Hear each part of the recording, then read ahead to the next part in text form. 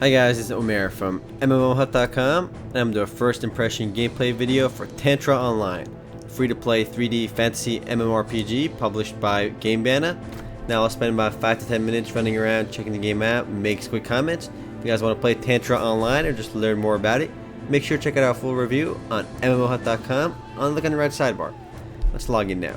Quick history lesson though, this game was originally released in Indonesia back in 2004. So that puts the game at around 6 years old now. And you'll see when I get to the game what the graphics really look like. Let's log in. Okay, global service. Now loading.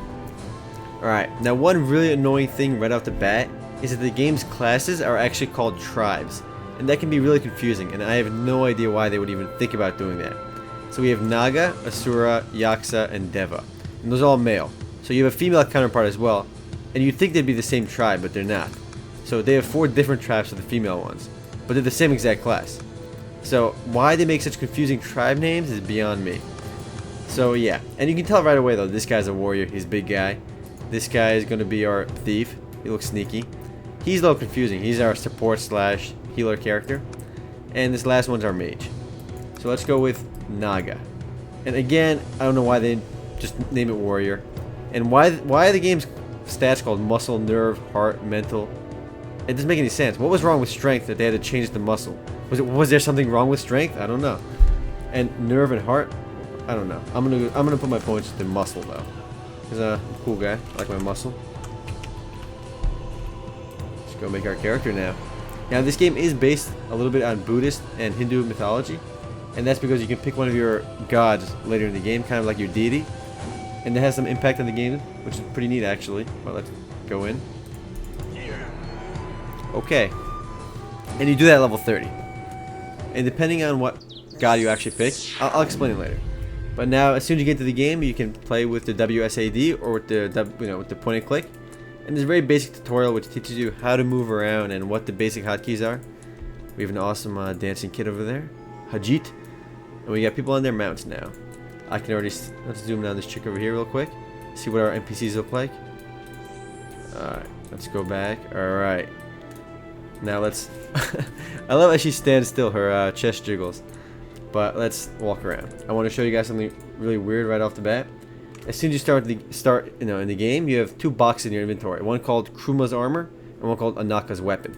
And you open these bad boys and you get a whole lot of free equipment.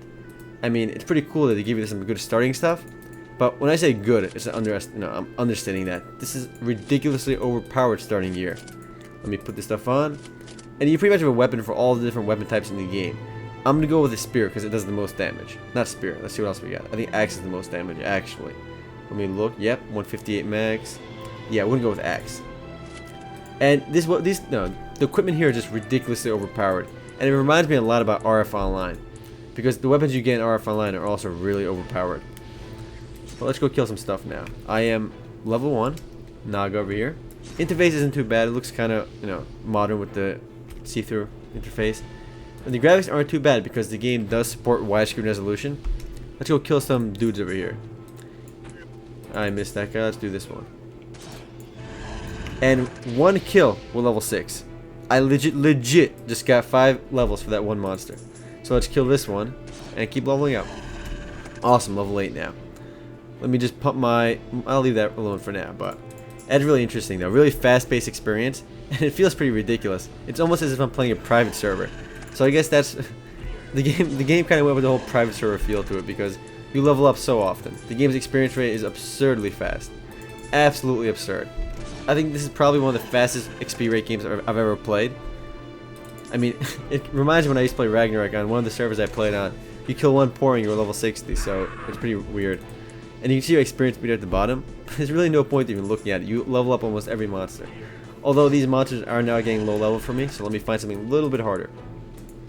Let's just pump our stats now. I have 45 stat points now. So I'll just put it all into muscle. And it looks like I'm charging up in Dragon Ball Z or something because I'm just glowing. Just look at that. All strength. That's how we roll. Let's kill some more. Let's find some more difficult monsters though. Let's kill this guy though. He's looking at me funny. Can't have that, you know. We do have skills as well, but let me start fighting this other dude. Awesome. And I did say you get to pick your deity at level 30, so, and that's not really too far off because I'm already, let's see what level I am. I'm level 10 already, and I've been playing for a couple of minutes. Let's kill some harder monsters over here. Pull up my skills. So you get a skill point every level. And I love how the skill descriptions are in all caps. Increase physical attack!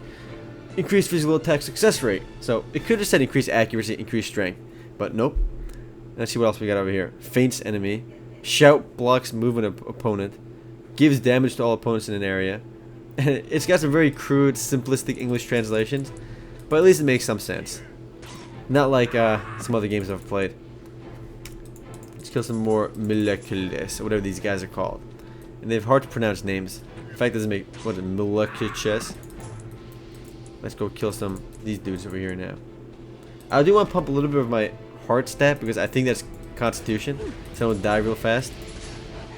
This guy is tough. But he just gave me like 4 levels over there, so that was worth it. And there's really no need to have potions in this game because you level up after every 2 fights or every 1 fight. I'm kidding though. The game, it does slow down a little bit later on, but it still has this very absurd feel to it. The experience rates are just way out of whack. And you can tell though, the game was actually designed for a normal XP rate. Because it's funny, because the monsters you kill actually drop equipment in the game. So I would find equipment that has such terrible stats compared to my starting equipment. Because the game wasn't designed to give you these absurdly powerful weapons. Because my original starting weapon was this one-hand axe. It does 4 to 6 attack rate, and that's pretty terrible. 4 to 6 attack rate compared to my weapon now that's 129 to 158, and they're both starting gear. So I guess the game's programmers forgot to remove the starting axe over here, which is terrible because you would never use it. And the monsters that these Sarah Vices that I'm killing now actually drop swords and wands and weapons that are also very low end compared to my starting gear. So again, it's a lot like RF Online in that regard. Now, where the game kind of really does get a little bit different is when you get to level 30 and pick your deity. I'll show you guys that right now. I don't know if I can see it. But basically, based on what deity you pick, there's 3 different gods in the game. You have access to special skills based on which one you pick. So it adds a little level of customization to the game, which adds a little bit more depth. We can see our skills over here again, and there are second job as well. Once you reach level 40, each of the game's 4 classes can branch off into another job based on which one you pick. So there's a moderate amount of customization. There's a lot of gameplay issues that I'm just not a fan of. And first of all, the WSAD is a little bit weird because it's not like World of Warcraft or most games with WSAD. If I click A, my character spins. He doesn't legit just strafe left as he should. And if I hit D, he doesn't strafe right. He just spins. So it feels awkward to move around. Let's kill this Surabinda or whatever that is. He's gonna give me a lot of XP as well. Alright, close that down. And as for PvP options, players can participate in something called the game's Holy War. Basically, you kill other people in another religion. So I guess this game teaches you that killing people in other religion is okay, which is pretty messed up. And you can also do open PvP. You can attack people and PK them, as well as duels. Combat animations are alright, nothing special. Skill animations aren't too special either.